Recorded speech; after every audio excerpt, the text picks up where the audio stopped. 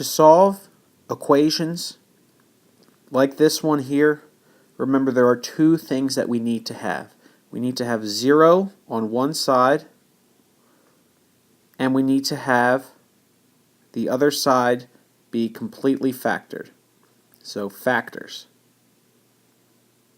on the other side. Those are the two conditions we must have. And in this problem, we actually have factors on one side but 30 on the other side. We're going to have to bring this 30 over to this side here. We're going to have to bring 30 over here, but we can't do that until we expand this to see what we're adding or subtracting 30 to. So when I multiply this out, I have x squared plus 7x equal to 30. Now it's fine, I can bring 30 over. And we have x squared plus 7x minus 30 equal to 0. So what I need to find in order to factor this left-hand side, since I already have 0 on the one side, I have 0 on the right, I need to have factors. I'm looking for a pair of numbers that multiplies to negative 30, but also adds to 7. So it needs to multiply to negative 30, and it needs to add to 7. And with that pair, if I have a positive 10 and a minus 3, then you can see that when you add these, you get 7. When you multiply them, you get negative 30.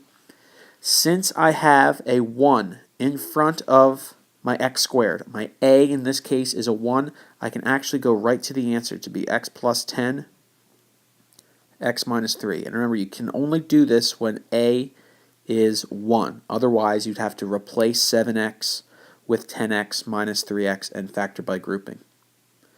Once we have this, both of our conditions are met. We have factors on the left, 0 on the right.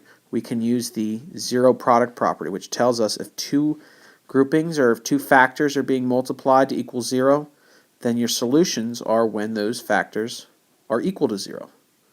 So solving both of those, I get x equal to negative 10, I get x equal to 3, and those are my answers. Both of them are solutions. We can always go back and check our work. If I plug in 3, when x is equal to 3, my top example at the top here, I get 3 times 3 plus 7, which is equal to, that's a plus there, we get 3 times 10, which is 30. So that works. Good. When x is equal to negative 10, I get negative 10 times negative 10 plus 7, which is negative 10 times negative 3, which is equal to 30. So that works as well. So both of them are answers.